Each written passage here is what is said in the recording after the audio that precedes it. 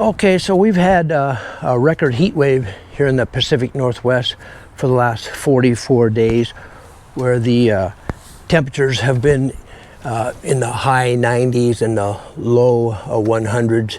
So this gave me ample time to test out Jim's Forceflow fan that I had installed in December. And I made several runs during a 2-week period.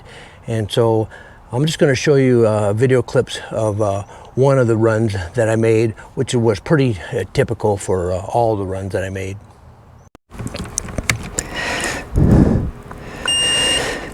All right, I'm going to start the bike up, and I had it started earlier today. The head temperature is 126 degrees. I got about 2 miles to the starting point, and it looks like the temperature outside here is 105 degrees out. Like I said, it's about 2 miles till I get there, and then I'll turn the cameras back on. All right, so I've been testing this Jim's Forceflow fan for the last couple weeks during this hot weather, and I have a 1-inch tank lift kit on here, and I do have some cool deflector wings on here also that shoots the air down onto the engine right there. And also during the test, I used my batwing fairing wind deflectors to point the air onto the engine there.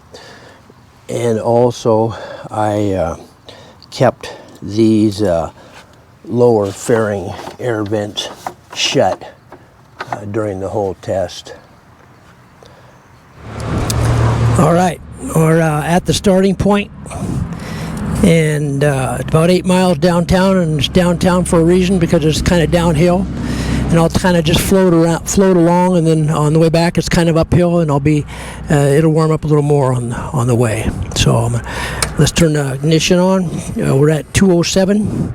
It's 102 degrees out, and I'm going to start the bike, and then I'll turn Jim's Forceflow fan on. Okay, I'm turning Jim's Forceflow fan on.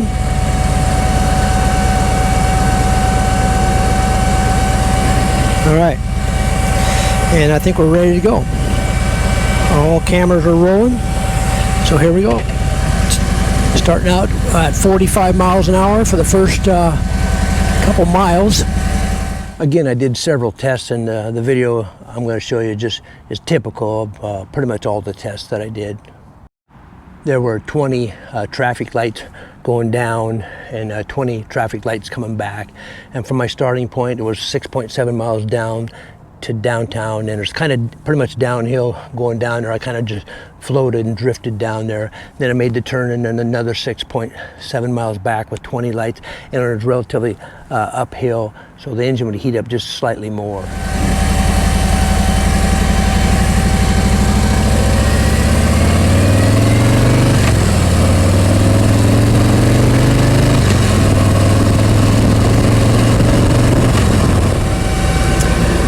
Okay, we're about, I think about 4 miles into it, and the head temperature is 248 degrees. The temperature outside is 104.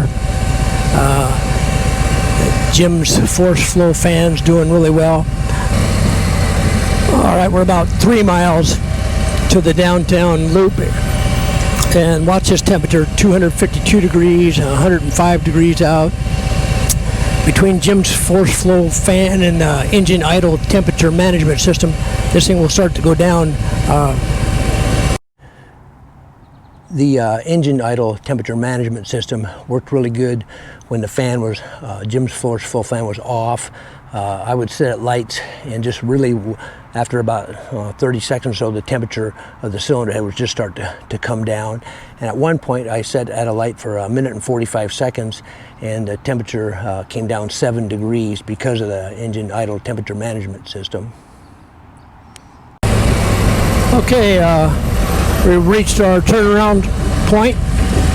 I'll go up this light and head back 8 miles back to the starting point. And like I say, it was all downhill. Basically, I just floated down here, and now I'll be giving it a bit more gas, and the engine will heat up a little bit more going back up that 8 miles. And Jim's Forceflow fan here seems to be keeping the engine pretty cool at 259 degrees in 105 degree weather. I'm pretty happy with that. Green light, here we go. In my research, I called about 20 different Harley Davidson dealers and tried to find out what the normal operating cylinder head temperature was. And there's two different temperatures, of course. One's your engine temperature, and then one's your cylinder head temperature. And your cylinder head temperature normally runs about 50 to 80 degrees hotter than your engine temperature.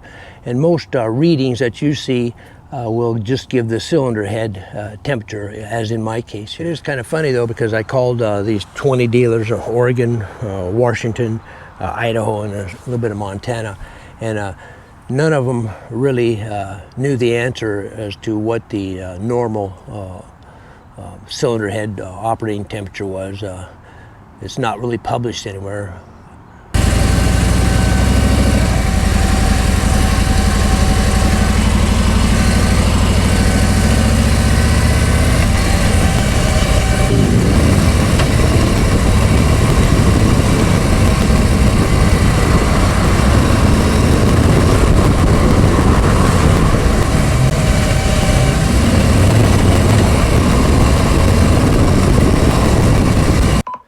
As we approach this stoplight, you can look at the head temperature at 262 degrees and the ambient temperature outside 105 degrees. And the closer we get towards the starting point, we're gradually going uphill and the engine tends to warm up.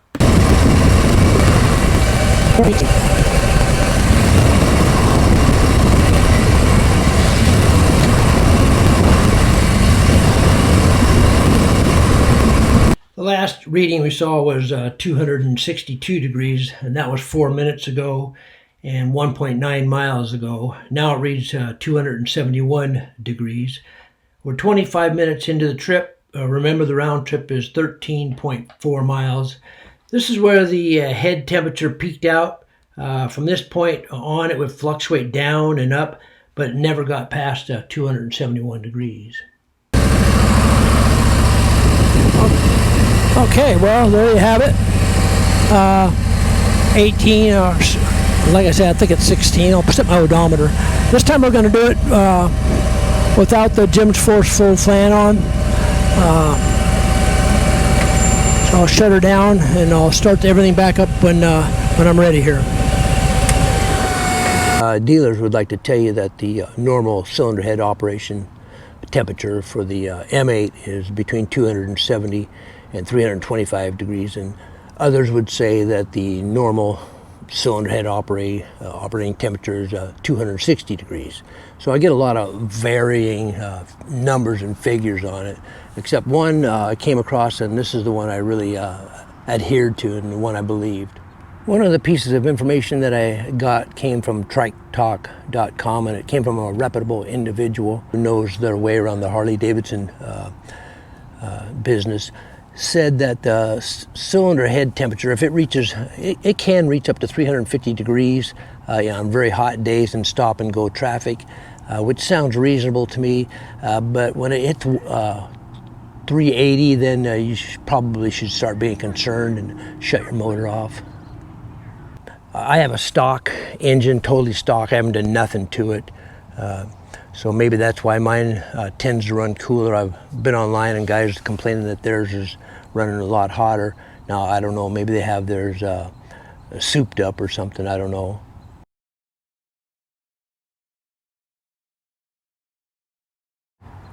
The hottest I've seen my cylinder head temperatures is about 307 degrees.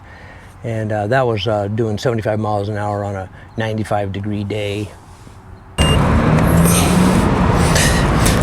Okay, got all cameras rolling, and we'll start the bike. This is the second time. This time I will not use Jim's Forceflow fan. Pretty much the same conditions. We're going to start out at 221 degrees. It's 103 degrees out right now at 7:29 p.m. and I'd set the trip meter to 0. I think it's 8 miles downtown. Let's go find out. All right, here we go with no Jim's Forceflow fan.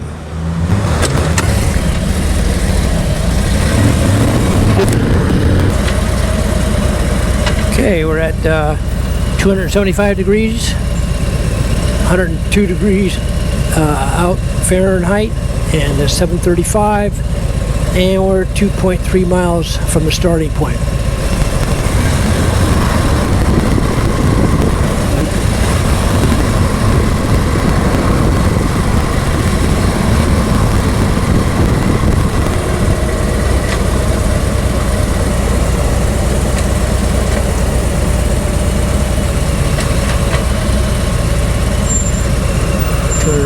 Degrees, 102, 743, 5.1 miles from the starting point.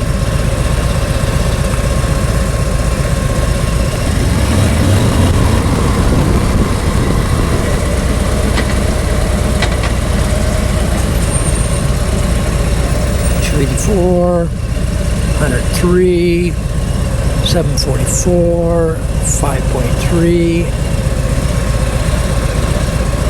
Okay.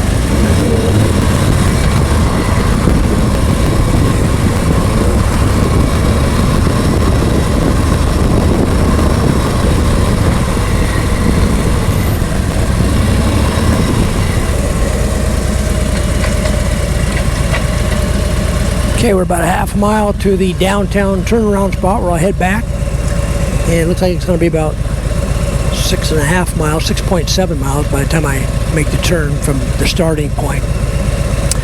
But notice the temperature, 288, 102 degrees. I think at this point, right in this area, last time we were at, with Jim's Forceflow fan on, we were at 259. So we're about 29 degrees hotter without the fan.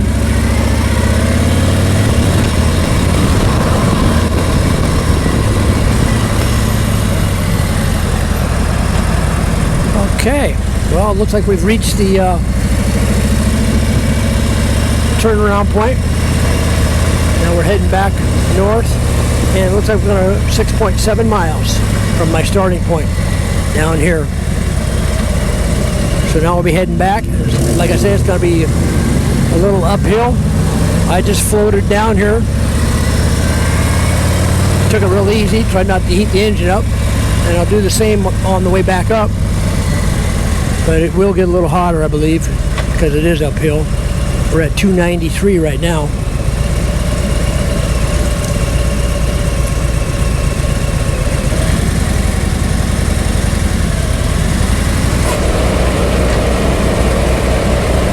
Okay, 295, 101 degrees. It was at this point in the ride where the cylinder temperature hit its highest mark at 297 degrees, and I was 10.6 miles into the ride, getting close to the finish.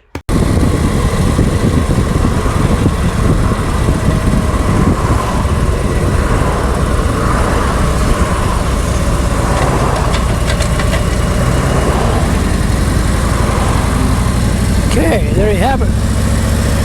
Back to the starting point. I think the highest temperature we saw was 297.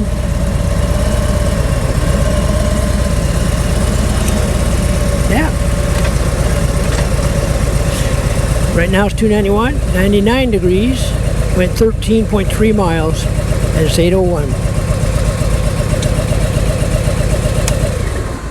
I also did some highway testing out, on 2-lane highway where it's 65 miles an hour, so where the fan actually just brought the temperature down about 14 degrees, and it was real hot then too, about 100 degrees. And of course, all this is just the M8 engine only. I don't really know a whole lot about the other engines out there. Now, some guys would say, why get a fan? Because all it does is just blow hot air onto your leg on the other side. So I decided to test that out and see if this fan did, and here's what was my results here. Because you got all this stuff over here, air cleaner and all this stuff, it really doesn't.